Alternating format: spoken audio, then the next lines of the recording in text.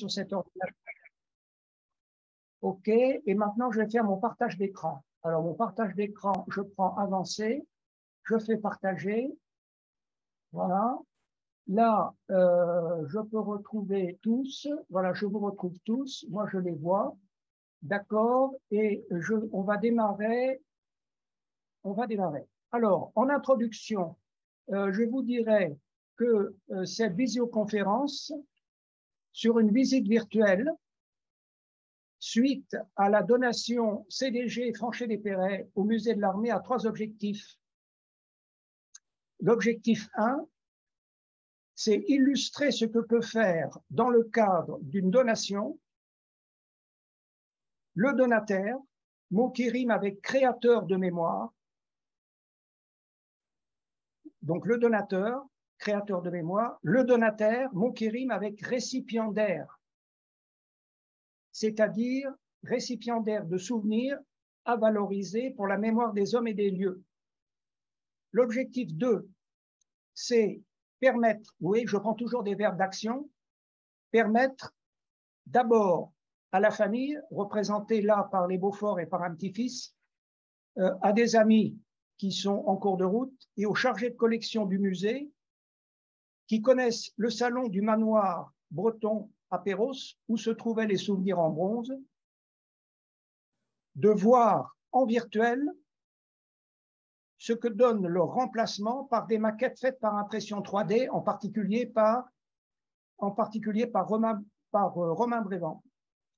Ensuite et surtout, à ceux qui ne le connaissent pas, de découvrir en virtuel, grâce au NTIC du moment, le salon d'un maréchal de France de la Grande Guerre après une donation au musée.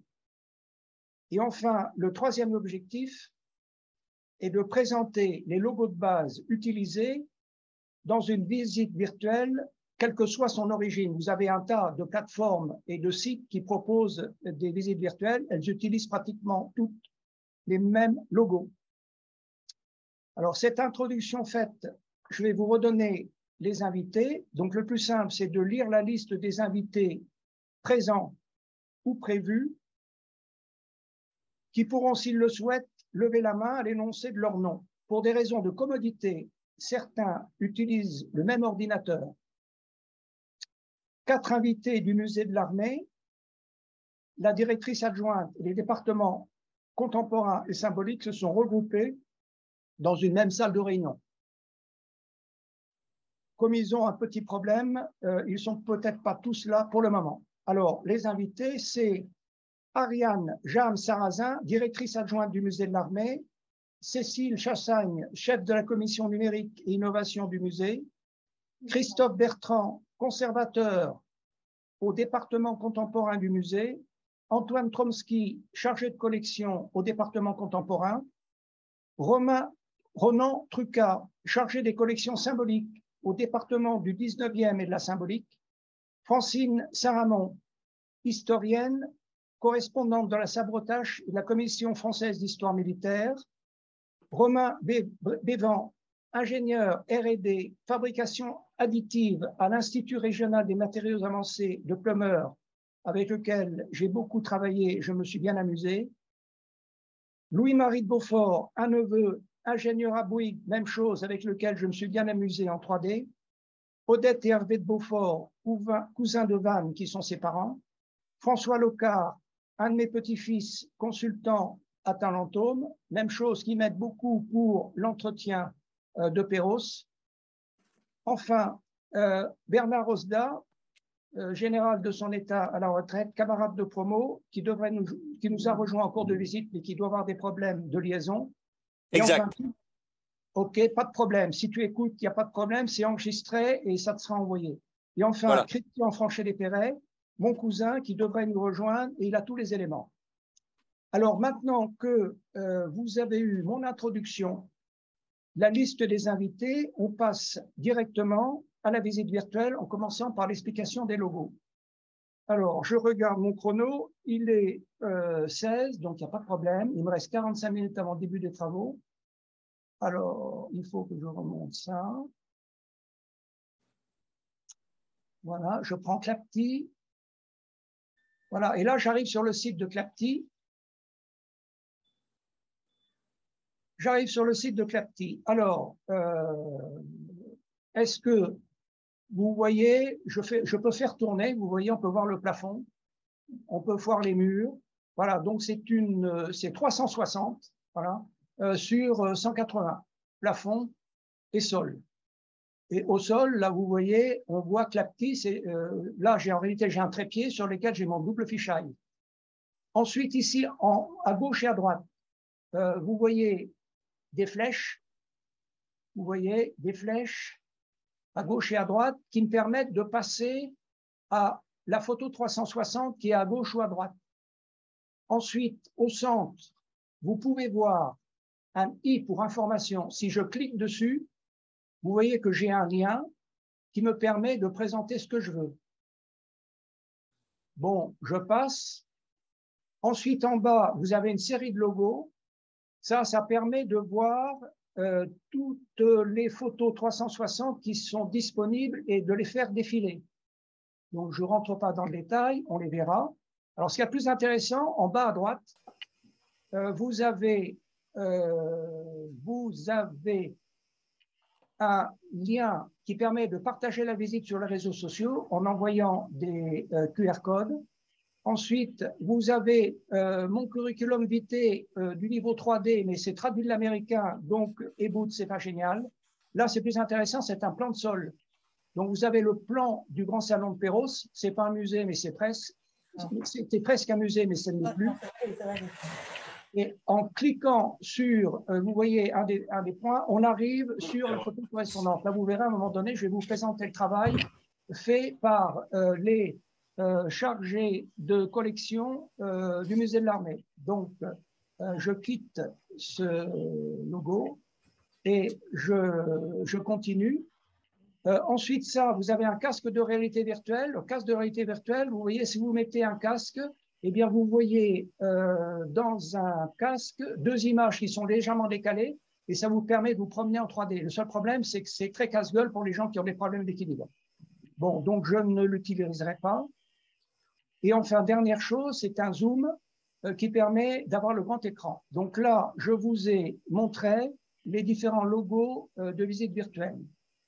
Donc, moi, ce que j'utilise lorsque je suis en visioconférence, je salue Odette et Hervé de Beaufort qui viennent d'arriver. Mamie, tu les vois? Mamie, mets-toi derrière moi. Oui. Oui. Voilà. OK. C'est bon?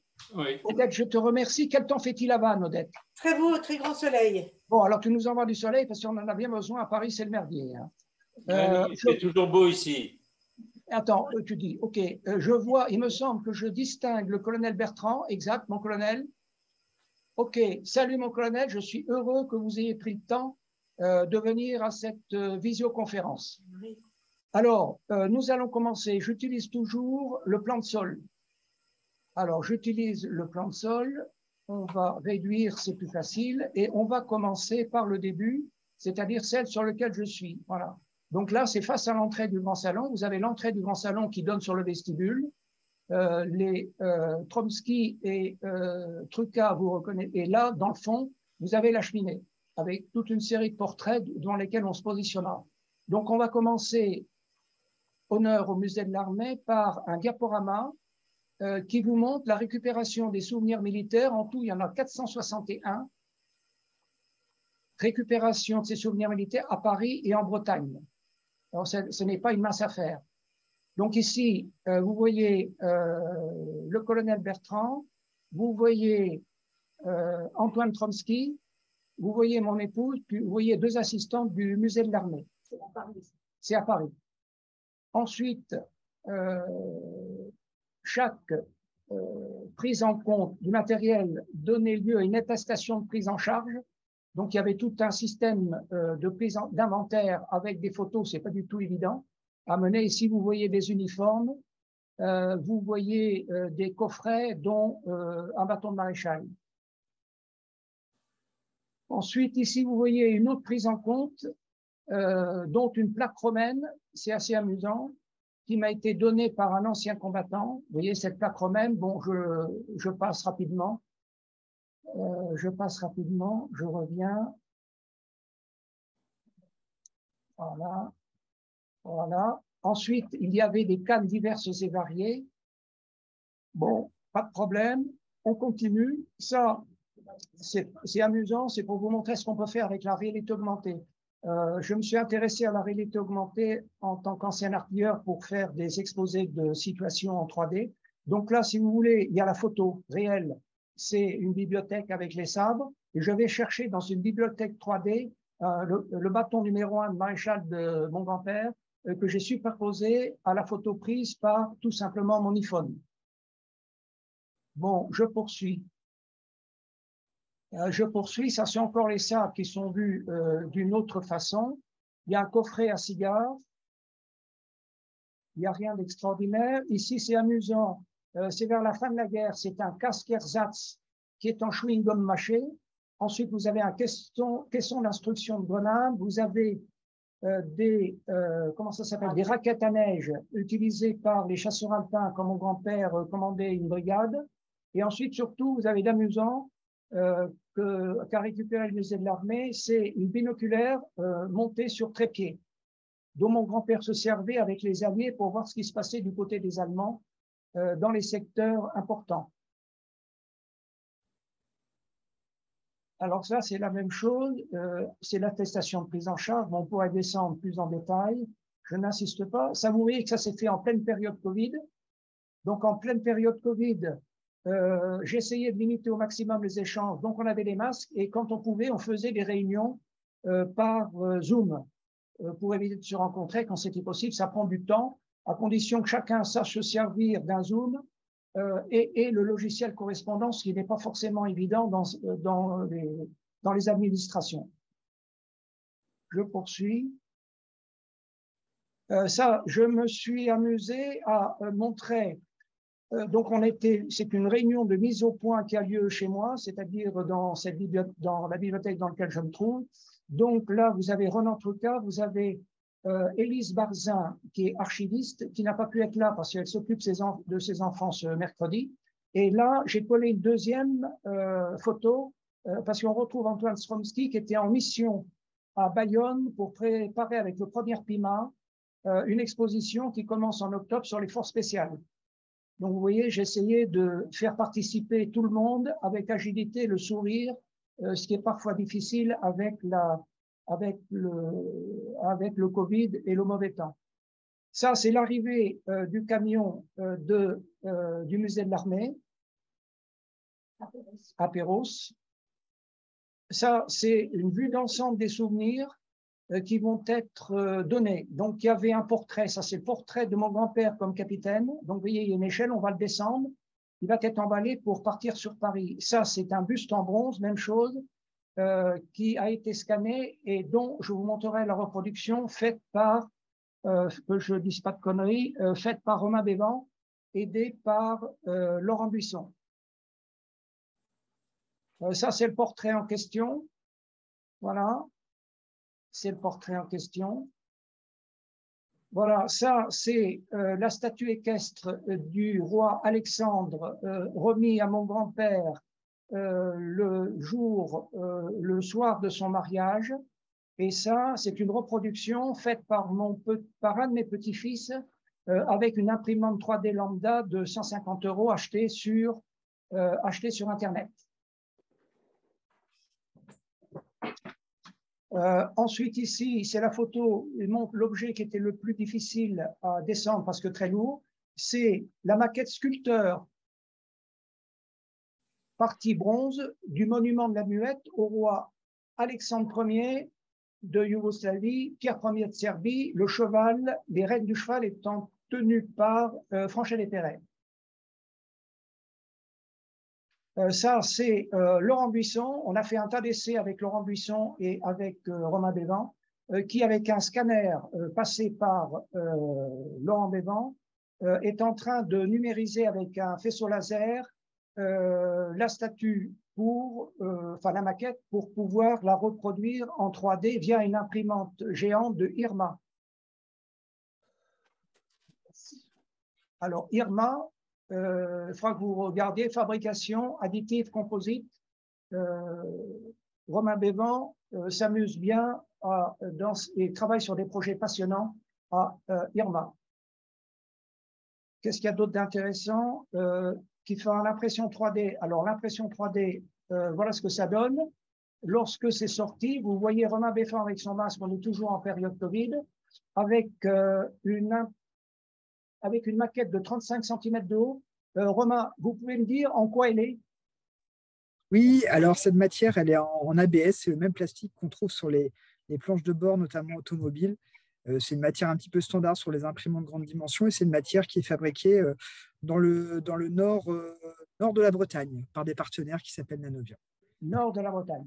Ok, je regarde si par hasard, non, je n'ai pas. Est-ce que vous pouvez nous dire un peu plus sur l'imprimante qui a... Alors, attendez, bougez pas, vous allez commenter. Vous voyez les commentaires, alors, parlez un petit peu de votre imprimante. Oui, alors est-ce que je peux j'ai juste 2-3 slides, je peux reprendre le partage d'écran pour oui, si vous voulez. Ne me foutez pas le bordel. C'est désactivé, c'est pas grave. D'accord. C'est désactivé. Okay. Donc effectivement, Laurent Buisson, qu'on voit sur l'image du dessous, a travaillé sur le scan avec un scanner de partenaires. Alors nous, globalement, en 2-3 mots, on a un centre de recherche qui travaillons sur ce qu'on appelle la fabrication additive, donc l'impression 3D avec des imprimantes qui peuvent faire des pièces, alors à l'époque jusqu'à 1 mètre, maintenant jusqu'à plus de 2 mètres, et même des robots qui font des pièces d'avion en carbone de plusieurs mètres de long. Et effectivement, on a eu l'occasion de travailler plusieurs fois avec M. de Gatine sur des objets un peu originaux pour nous, puisque nous travaillons essentiellement dans divers secteurs, mais l'aéronautique, l'automobile, donc le domaine de l'art, on le connaît un peu moins, mais c'est toujours passionnant.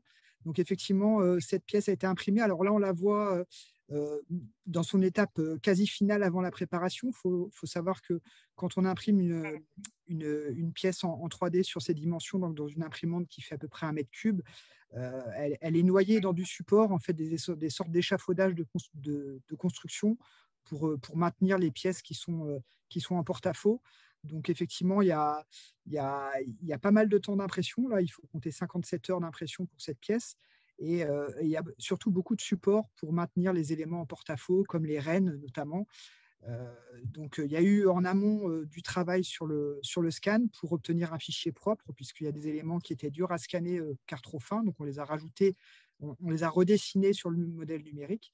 On l'a imprimé, nettoyé le support. Donc, on passe la pièce dans une sorte de lave-linge, ou enfin lave-pièce 3D avec un petit peu de soude pour dissoudre les parties support. Et puis après, après le nettoyage, on l'a passé entre les mains de Laurent Buisson, qui est un artisan local de l'impression 3D, qui a travaillé pour donner une patine couleur bronze. Donc effectivement, là, il y a différentes techniques pour obtenir un rendu, puisqu'on voit, on part d'une pièce grise et après, on va obtenir vraiment les couleurs qu'on veut.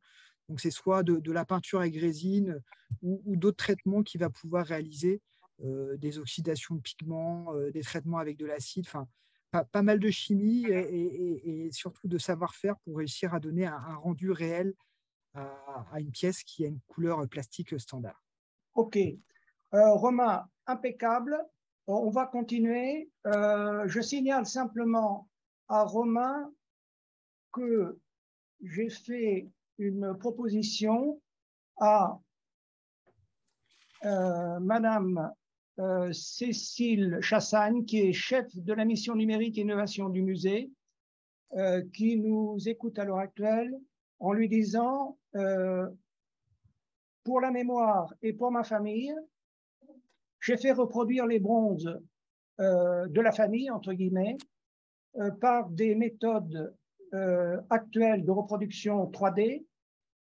Et ces méthodes pourraient être utilisées par la Réunion des musées nationaux pour approvisionner en maquettes de beaux bronzes ou de belles sculptures en marbre de ce qui est exposé dans la Réunion des musées nationaux. Donc, elle donnera la réponse qu'elle veut à la proposition que je l'ai faite par écrit. Et vous, je vous en ai informé, parce que vraiment, je vous remercie de ce que vous avez fait avec Laurent Buisson dans ce travail. Il reste quelque chose grâce à vous. Ah, merci. Ah, alors, merci je continue. Il faut pas que je me foute dedans. Voilà. Je continue ma présentation. Alors, vous vous doutez bien que 461 objets, ça se donne pas comme ça. ça doit se faire proprement, ça doit être préparé. Donc là, c'est une partie de toutes les, c'est pas les décorations, c'est toutes les médailles reçues par grand-père dans 25 pays différents, qui sont mises dans des sacs papier, qui ont été inventoriés par ma pomme et par les chargés de collection du musée de l'armée pour intégrer les bases de données correspondantes. Donc il y a les listes, tout était préparé à leur arrivée. Alors, tout était préparé à leur arrivée. Ici, vous voyez par exemple la cantine de Despérey lorsqu'il était commandant en chef des Alliés en Orient. Vous voyez ces skis que lui a envoyé un Suédois lorsqu'il était capitaine en 1898 comme chef d'état-major du ministre de la Guerre. Ça, c'est un buste, c'est une reproduction du buste de Mostaganem qui est parti au musée de l'armée. Le vrai buste de Mostaganem, pour l'information, a été démonté en 1962 à l'indépendance et a été transporté dans une salle de cours de la direction générale de l'enseignement et de la recherche à Saint-Cyr-Coëtquidan. Ça, c'est la chambre des garçons. Il y a 3 lits. Donc, quand il y a beaucoup de jeunes hommes, on les met là-dedans, ils sont tranquilles. Donc là, c'est la préparation pour la récupération des médailles par Roland Trucat. Vous voyez, tout est préparé, toutes les fiches. Il est venu avec son ordinateur pour pouvoir enregistrer les éléments.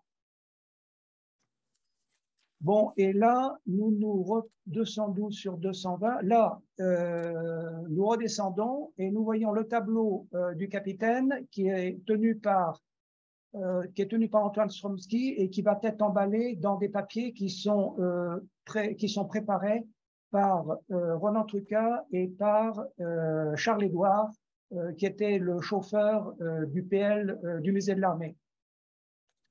Ça, je suis en train de transporter avec l'aide du musée de l'armée le portrait d'une arrière-grand-mère pour la déplacer de 20 mètres sur la droite. Donc, vous voyez que c'est très concret. Ça, c'est la descente, de la maquette bronze de Réal Delsarte pour la mettre sur un chariot roulant.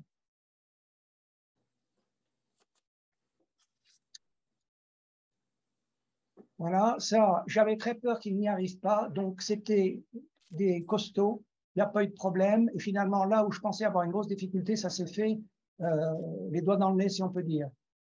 Ils sont en train de cocher sur des listes respectives ce qui se trouve sur la table, et Roland Trucat vient voir par rapport à la liste que je lui ai donnée. Vous voyez que tout est bien rangé en bas et à gauche, dans des cartons amusés par le musée de l'armée. C'est pour vous montrer que c'est un très gros travail, très chronophage, surtout en préparation de temps.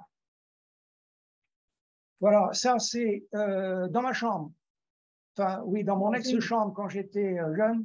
Vous voyez Roland Trucat qui est en train de travailler sur son ordinateur. Et dans le fond, vous voyez des images en chute libre. Pendant 6 ans, j'ai été au centre d'expérimentation tactique et de recherche de l'artillerie à Draguignan et j'ai participé à la première création de l'équivalent de TomTom, c'est-à-dire GPS intégré à la cartographie, à des modèles numériques de terrain, avec transposition de trajectoires possibles et de suivi de trajectoires en chute par GPS. Donc, vous voyez les photos correspondantes ici. Bon, c'est le soir du 8 septembre. On a bien bossé toute la journée et on casse la croûte à la pizzeria Forgia qui est très sympa. Donc, vous avez Charles-Édouard, musée de l'armée, vous avez Antoine Tromsky, musée de l'armée, et vous avez de nouveau les deux avec Roland Trucat. Bon, et voilà le départ. Le départ, donc tout est fini et je marque que. Alors, vous voyez qu'il passe juste, hein, j'avais pas pensé qu'il viendrait avec j'avais pas pensé à mesurer, c'est un coup de bol que le camion ait pu passer. Bonne route au souvenir, confié le 9 septembre 2021 et plus globalement au musée de l'armée, avec utilisation des technologies 2022, visite virtuelle, réalité augmentée, reconstruction 3D, photogrammétrie, lasergrammétrie, QR code. Alors, pour information, en support, j'ai mis sur une liste tout ce que j'ai donné, soit au musée de l'armée, ici vous voyez MA et BNF, pour pouvoir me récupérer. Et tous les liens sont cliquables. Alors, je prends un exemple. C'est cliquable par rapport à des archives de FDE et des photos de FDE. Et c'est cliquable par rapport à des photos qui permettent d'identifier soit la pièce papier, soit, alors je vais prendre le bâton de maréchal, Saint-Cyr-l'École, le Charcot, Castelanian, bon, on y reviendra tout à l'heure. Alors, je suis en train de regarder si je peux vous montrer un 3D correct. Charcot, je vais vous montrer le Charcot. Non, je ne l'ai pas en 3D. Là, je pas. Vous voyez, il y a des photos partout. Donc, c'est ces photos-là que je peux passer à Antoine Tromsky si jamais il a des problèmes pour faire les photos, pour inventorier les pièces que le photographe n'a pas eu le temps de faire. Bon, je passe. Voilà. Et on retombe sur l'image de départ. Bon, donc ça, c'est terminé. C'est terminé. Et là, on va pouvoir passer à la suite. Voilà. Je reviens. Récupération. Donc, je vous ai montré rapidement ici ce qui correspond, vous voyez, à la récupération des souvenirs. C'est un diaporama du musée de l'armée. Maintenant, on va aller voir plus en détail en tournant autour. On va voir plus en détail un petit peu ce qui se passe. Donc, on va reculer d'un cran. Non, on va avancer et on va aller voir un portrait d'arrière-grand-mère. Vous voyez que c'est quand même très intéressant. Donc, ici, vous voyez Marie-Louise de Dion, 1828-1912, décès au château de Bussière chez son gendre Maurice Desvernay, ayant épousé Yvonne, sœur de Louis-Félix, mère de Louis-Félix Franchet-les-Perret, époux d'Alix. Et là, je peux mettre encore des logos informations qui me permettent de voir un diaporama. Voilà, donc ça, c'est un diaporama sur le château de Chenevaux où mon grand-père allait lorsqu'il était en permission et lorsqu'il était jeune capitaine. Vous voyez les photos, ces photos, je les ai faites en 3D avec un ami pilote qui était aux commandes pendant que je faisais les photos. Donc, je regarde si j'ai un lien quelque part vers Yvonne Desvernay, Hélène. Oui, alors ce qui est intéressant, c'est que je peux avoir, bon, ça a l'air assez long, bon, j'ai un lien possible vers des sites de généalogie. Bon, là, je vois que c'est très long, donc j'annule. Je vais prendre le site en direct. Je vais prendre le site en direct, ici. Alors, je vais vous montrer le château de Chenevaux en 3D. Donc ça, c'est pour donner des idées à ceux qui sont chargés de la mémoire. Je pense à vous, Musée de l'Armée, et à vous, Madame Francine Saint-Raymond. Voilà, donc ça, vous voyez, j'ai du 3D, d'accord? Ça, c'est un château, et à ce château, je peux relier des photos par l'internet en cliquant sur une pastille. Et là, j'ai une photo qui date de, quand vous regardez en haut, 1906. Donc, vous voyez que c'est quand même très intéressant au niveau synthèse d'informations. Voilà. Bon, j'arrête. Et là, je vais vous montrer, j'arrête, on va prendre le dernier clic, c'est la généalogie, donc je vais voir là si c'est plus rapide, et là, vous pouvez montrer une généalogie avec ce qui s'est passé. Donc là, Louise Yvonne, Marie-Thérèse, etc. Voilà, né le en 1828 à décédé le, voilà, donc il y a tous les éléments pour Marie-Louise de Don. Vous voyez que c'est quand même intéressant, il y a une grande synthèse d'informations. Alors, pourquoi est-ce que vous voyez les QR codes? La visite réelle, maintenant, si vous venez à Perros, la visite réelle avec votre portable, vous pourrez scanner le QR code qui est là et par conséquent, vous retrouverez les éléments que je viens de vous montrer en cliquant sur le i. Donc, vous voyez que c'est quand même costaud au niveau réalisation.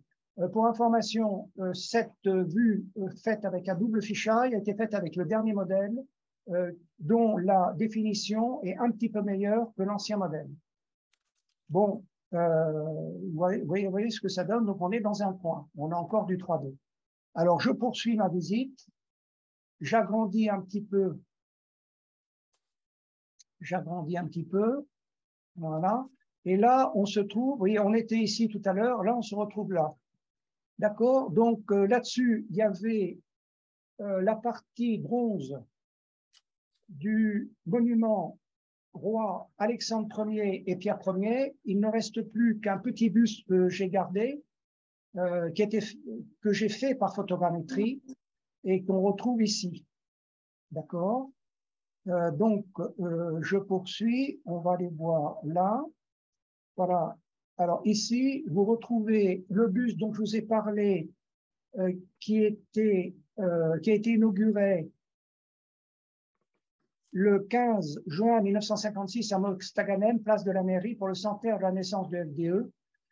Ce buste ayant été fait par Marguerite Fould. Alors, je peux vous montrer, j'ai des photos correspondantes datées. Voilà, donc j'ai toutes les cérémonies qui ont eu lieu à Alger, à Dubry, un petit peu partout. Donc c'est quand même intéressant. Tout ça, c'est encore dans une base de données. Cette fois-ci, ce sont des bases de données archives qui comprennent des photos, des textes, des journaux, qui, quand j'aurai terminé, sur la base de données sous XML, iront au service historique de la défense. Bon, je reviens en arrière. Voilà. Alors, on a fait celle du milieu. Maintenant, on clique à l'extrême droite. À l'extrême droite, alors moi j'aime bien le 3D, j'aime bien voler quand il fait beau. Ici, c'est vous êtes dans un manoir. Le manoir, c'est une des premières choses que j'ai fait avec un ami qui avait un autogire scout. Un autogire scout, ça signifie que le gars qui est en passager est à l'arrière comme sur une moto. Vous voyez, là, ici, j'ai mes jambes, d'accord? On a décollé d'une prairie, on est passé juste au-dessus du cul des vaches qui était dans le bas de la prairie. Donc, photogrammétrie à partir M14 Scout et impression 3D en poudre de gypse colorée par Pulteo. Et là, vous allez voir la même chose qu'à Chengdu. Voilà.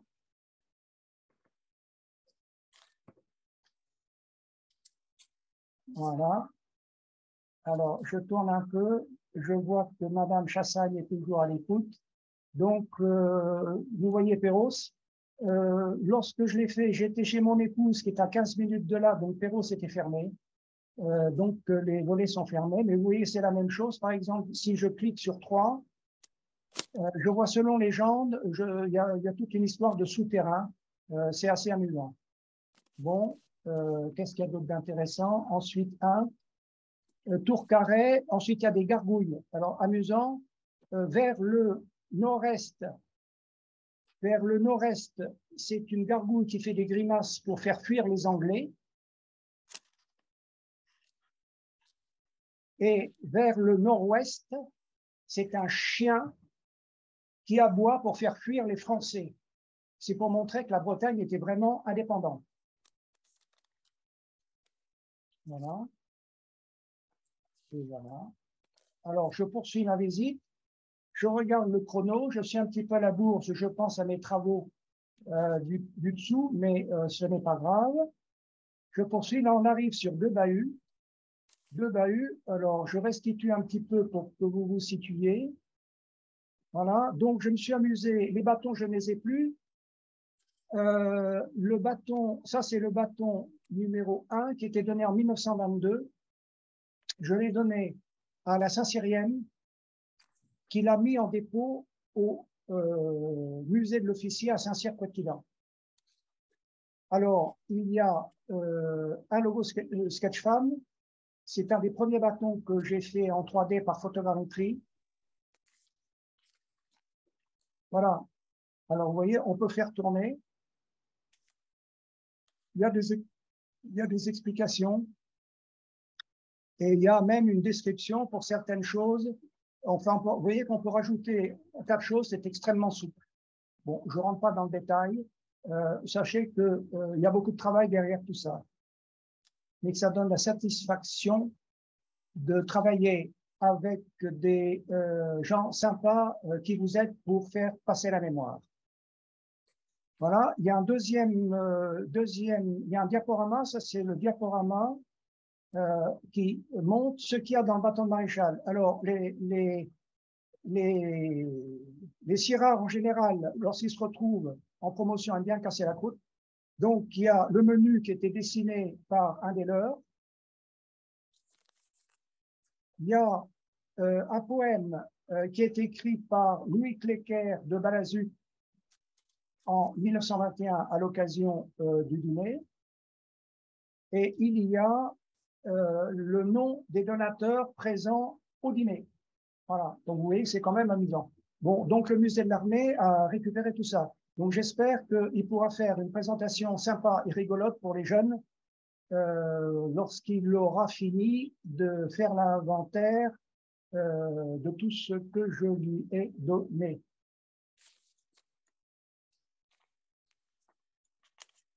Voilà. Alors pour information, j'ai été cambriolé en 1999. Il y a pratiquement un tas de choses qui sont parties. On a retrouvé à peu près on a retrouvé, allez, mettons, 2/3. C'était les 2/3 qui n'avaient pas de valeur. Par exemple, on a retrouvé ces bronzes qui n'ont aucune valeur. D'accord. Bon, mais enfin, c'est mieux que rien. Ce qui avait le plus de valeur, j'y reviendrai tout de suite. Alors, j'agrandis mon schmilblick. Voilà, là, on va aller voir le deuxième bâton. Vous voyez, le premier bâton était là, le deuxième bâton est là. Donc, on reconnaît parce que sur un des capuchons, vous avez une étoile. Donc, j'ai mis 3 logos information. Le premier logo, on retrouve ce bâton en 3D. Alors, pour information, la réunion des musées nationaux, dont fait partie le musée de l'armée, a, sur ce site spécialisé 3D, a des reproductions 3D qu'elle a faites, mais elle a fait uniquement des reproductions de plâtre, de bronze et de marbre. Elle ne s'est pas lancée, ce qui est pour moi le vrai 3D, c'est-à-dire un objet qu'on peut balader dans toutes les dimensions. Colonel, oui. Pour votre information, le bâton va passer en photographie RMN 3D le 11 octobre. Attends, bouge pas, répète un peu doucement. Votre bâton, le bâton du maréchal, va être photographié en 3D par la RMN le 11 octobre.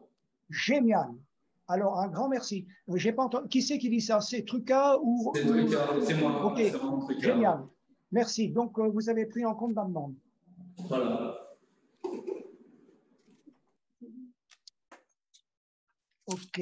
Alors ensuite, il y a un diaporama qui montre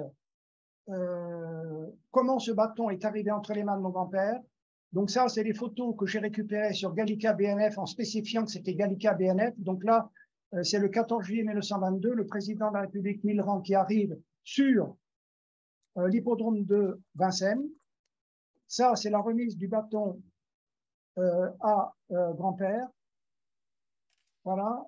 Ça, c'est la remise du bâton à Fayolle.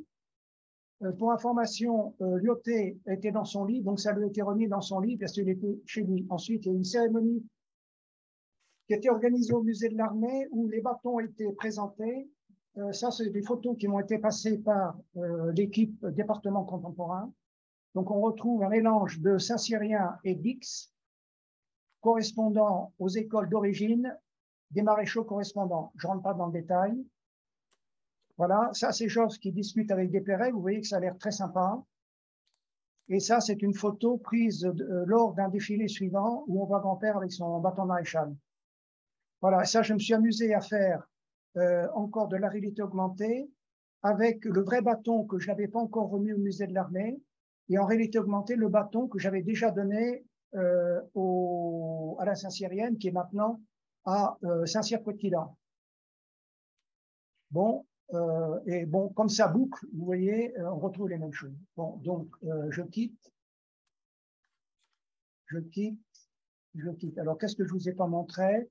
Ça, c'est un diaporama et ça, c'est diaporama. Alors, on va regarder ce truc-là. Ah oui, alors ça, je vous le montre quand même, parce que j'ai toutes les photos correspondantes. Je dis ça pour information pour le musée de l'armée. A priori, c'est RAO-SHD. Mon grand-père est mort en 1942. La zone libre venait d'être occupée par les Allemands et il a été enterré à la cathédrale d'Albi dans une alcôve qui était vide où on a mis son cercueil. Pour la petite histoire, j'ai donné au musée de l'armée le pistolet qu'il avait sur son bureau et il avait prévenu que éventuellement il pourrait s'en servir.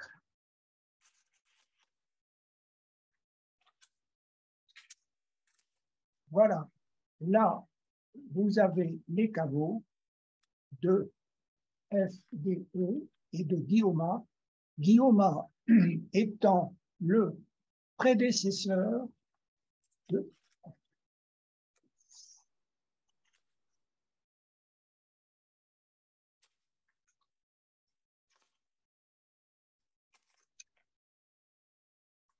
En Grèce.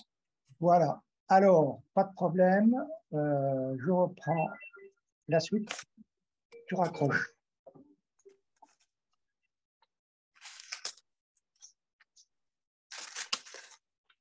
Alors, ici, on est sur l'autre truc. Là, c'est la Nike Paionos, donc c'est intéressant. Donc ça, c'est celle qui a été volée en 1999. J'ai trouvé une reproduction, comme par hasard, aux États-Unis. Alors, elle est légèrement différente de celle qui m'a été volée, mais c'est pratiquement pareil. Alors, si vous regardez, voilà. Alors, initialement, la Nike a été retrouvée dans la terre. Elle était en marbre. Et donc, lors d'une visite à Athènes, le maire d'Athènes a décidé de la faire reproduire et de la donner à Franchet-les-Perret.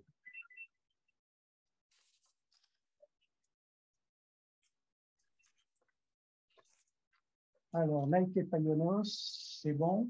Je regarde s'il y a d'autres choses d'intéressantes. Oui, c'est bon. Voilà, ça, on arrive au portrait d'une arrière-grand-mère, c'est Alexandrine Le Bossire, mère d'Alice, c'est-à-dire la femme de mon grand-père. Et là, on peut retrouver la généalogie. Bon, vous voyez qu'on peut faire ce qu'on veut. Voilà. Voilà. Voilà, on poursuit. Donc, je ne sais pas si vous voyez ma progression au fur et à mesure. Voilà, donc là, on arrive sur ce qui reste. Donc ici, j'avais en particulier le bronze du roi Alexandre donné à mon grand-père le jour du mariage. Donc voilà ce qui reste. Donc ça, c'est sorti sur l'imprimante 3D d'un petit-fils. D'accord. Alors, on va aller, je vais bien me positionner. Voilà. Donc là, alors, il faut que je zoome. Voilà. OK. Donc là, je suis bien positionné. Donc, pour le visiteur en réel, s'il revient à Perros avec son smartphone, il peut se récupérer les QR codes que je vais vous montrer via leur adresse URL. Donc, vous voyez, Belgrade, Palais Royal, statue et caisse du roi Alexandre, données à FDE, etc. Bon, je clique dessus. J'ai les archives. Bon, donc, c'est un montage que j'ai fait avec des extraits d'archives papier et des extraits d'archives texte. Et là, on retrouve le bronze qui se trouve maintenant au musée de l'armée. Voilà. Et ça, c'est sur le yacht royal lors d'une réception. Voilà. Je ferme ça. Statue et caisse, alors je sais pas quoi. Ah oui, alors on va se retrouver sur Sketchfab. Et là, vous avez. Non, ça ne colle pas. Alors, c'est pas grave. Bon, j'ai dû me tromper. Enfin, on retrouverait le bronze en 3D. Alors, on va aller sur le dernier. Alors, sur le dernier, ça, c'est un reportage sur, je vous laisse lire. En 1936, la municipalité de Paris a décidé de mettre sur la place de Colombie, suite à l'assassinat en 1934 du roi Alexandre, un monument à la gloire des rois Alexandre de Yougoslavie et Pierre Ier de Serbie. Voilà. Diaporama, place de Colombie, inauguration du monument. Voilà. Donc là, vous avez des photos correspondant à l'inauguration du monument. Bon, je ne les commande pas, c'était simplement pour le musée qu'il voit un petit peu tout ce qu'on peut faire en manipulant, en utilisant tous les outils disponibles en 2022 au niveau présentation en 2D et en 3D. Voilà. Voilà. Donc, on a à peu près tout balayé. Je reviens ici, c'est la dernière que je n'avais pas faite. Voilà. Et ici, je suis au centre. Je suis au centre, je pousse un ouf de soulagement. Je suis en train de regarder chrono 17 heures. Donc, je vous avais dit de 16 heures à 17 heures. Alors, si, dernière chose, je vais vous montrer le blason de Perros. Alors, Perros a été visité par les VMF. Je vous montre quand 1420, voilà la France. Bon, la Bretagne en blanc au centre. Rappelez-vous le fou qui fait des grimaces aux Anglais pour les effrayer. Et le royaume de France en bleu. Représentez-vous le chien qui aboie sur le coin nord-ouest de la tour de Perros pour faire fuir les Français. Donc les Bretons sont très indépendants. Je ne rentre pas plus dans le détail. Il y a un tas de... Oui, ça c'est l'entrée du souterrain. Et ça, ce sont les deux molosses ou le fou dont je vous ai parlé. Ça, c'est une... Despérès avait un certain nombre de livres, il y en a pas mal. Il y en a environ 2000 qui sont répartis dans 3 bibliothèques, même chose, qui sont toutes référencées. Et ici, vous voyez une porte qui est ouverte. Et dans cette porte ouverte, on peut aller se réfugier dans un placard qui est fermé, qui est en haut. Et pendant la Révolution, le recteur du Bubry s'est réfugié en haut, donc on fermait la porte. Les révolutionnaires sont entrés, ont ouvert, mais ils n'ont pas levé la tête, et le curé était en haut, ils ne l'ont pas trouvé. Et le curé a continué à dire ses messes. Tout ça, c'est la petite histoire. Bon, il me reste encore un blason à vous montrer. C'est le blason bruté de Rémur.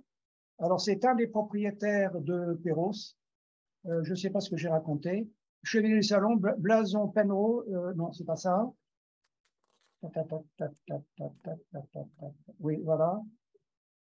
Porte du Salon, blason bruté d'azur au chevron d'argent accompagné en chef, patati patata patata. Donc, il y a tous les éléments. Donc là-dessus, je me suis amusé à essayer de représenter toutes les possibilités qu'on pouvait faire avec une visite virtuelle en vous indiquant les logos que vous retrouverez partout. Voilà. Alors, je mets en grand. Je mets en grand. Voilà. Là, on voit tout le monde.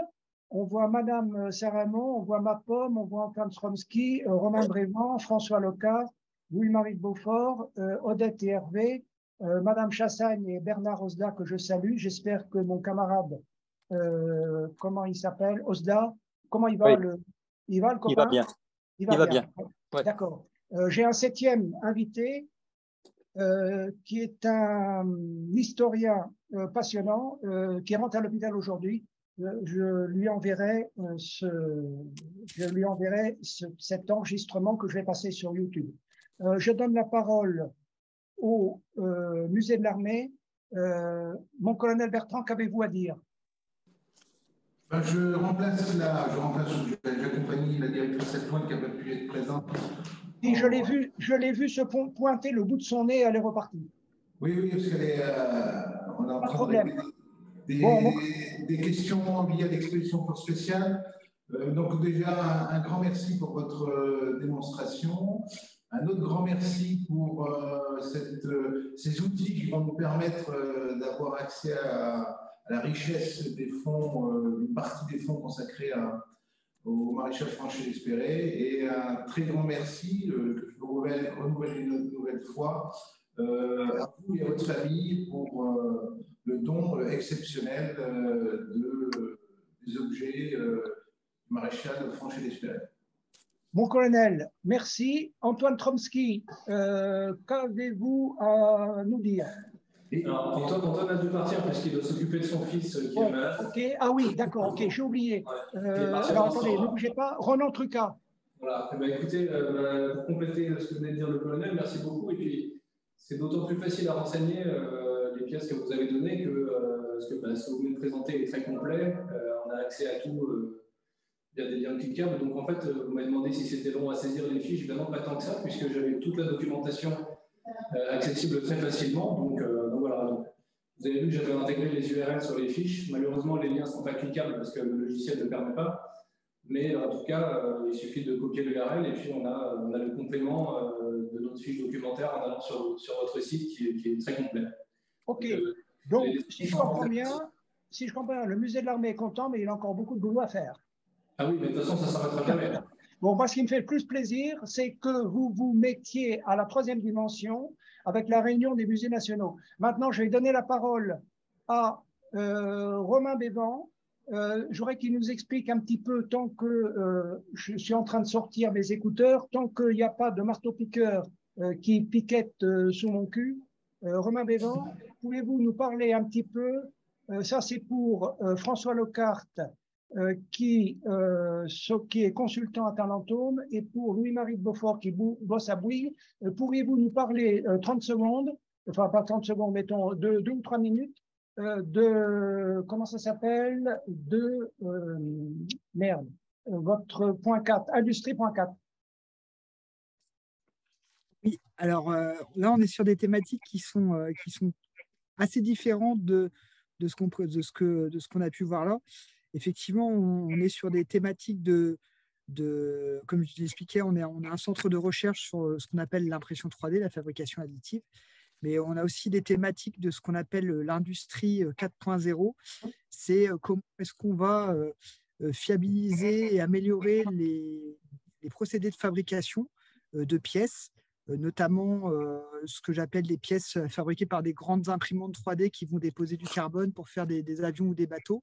On va essayer de faire ce qu'on appelle un miroir, un jumeau numérique d'une pièce. Ça ressemble beaucoup à ce qu'on fait ici, ce que M. Gatti nous présente, en ayant de la 3D. C'est quand on conçoit une pièce, d'avoir son jumeau numérique, donc l'ensemble des données de fabrication, de production, pour à la fois avoir une traçabilité de la pièce et avoir un petit peu de sa version virtuelle qui va la suivre tout au long de sa vie. Donc, je ne vais pas rentrer plus dans les détails parce qu'on va arriver sur des thématiques, des points un peu plus techniques, mais effectivement, on a l'impression 3D, mais on commence à mettre dans l'industrie qu'on appelle 4.0 de l'intelligence autour des objets qu'on va fabriquer et de la donnée qu'on va lier à ces objets. On n'a plus simplement une pièce qu'on va fabriquer, il y a la pièce et puis ces données numériques, un peu comme sur la viande qu'on va aller acheter au supermarché, où on va avoir une notion de traçabilité. On va avoir de la traçabilité et puis aussi pouvoir suivre la pièce et lui greffer son miroir numérique à côté pour avoir son vécu tout au long de sa vie, de sa fabrication jusqu'à sa fin de vie. OK. Louis-Marie de Beaufort, est-ce que tu peux me dire ce que tu fais de passionnant qui pourrait intéresser Romain Bévan? Tout à fait. Alors nous dans la construction, on a pris un peu de retard par rapport à l'industrie. Et ce qui est intéressant, c'est qu'on se met pas mal à la 3D, ce qui s'appelle le BIM, je pense que Romain doit connaître. Et donc Building Information Management. Exactement. Et donc on travaille sur des maquettes avec énormément d'informations qui permettent de faire des calculs et autres. Et on se met aussi à la réalité augmentée sur les chantiers. Donc il y a des perspectives très intéressantes. OK. Il y a un autre truc qui m'a plu, Louis-Marie, c'est que j'ai vu, je crois qu'à Bouygues, je ne sais pas quoi, il y a un Bouygues Énergie qui fait elle-même sa formation des pilotes pour la surveillance des lignes électriques haute tension par drone. Vrai ou faux? À vérifier, sûrement. Oui. Alors, c'est magnifique parce que si Bouygues se met à utiliser les drones, alors chapeau. Voilà. Bon, François, est-ce que tu as quelque chose à nous dire sur ton boulot de consultant? Pas directement en lien avec tout ce qu'on a vu aujourd'hui. Oui. Trouve quelque chose de rigolo, une histoire rigolote, consultant dans je ne sais pas quoi vis-à-vis de jeunes commerciaux ou de jeunes directeurs de start-up qui peut-être ont fait appel à vos services. Faut que je trouve une anecdote que je t'enverrai par mail. Là, rien ne me vient en tête. Bon, ok. Bon, tu ne veux pas dévoiler tes secrets. Non, je trouve pas. Bon, ok. Il n'y a pas de problème. Écoutez, je vous ai tenu la jambe 1h10. Je pense que c'est pas mal. Je vais arrêter l'enregistrement et vous recevrez cet enregistrement quand je l'aurai transféré sur YouTube. Je vous remercie à tous. Salut. Merci.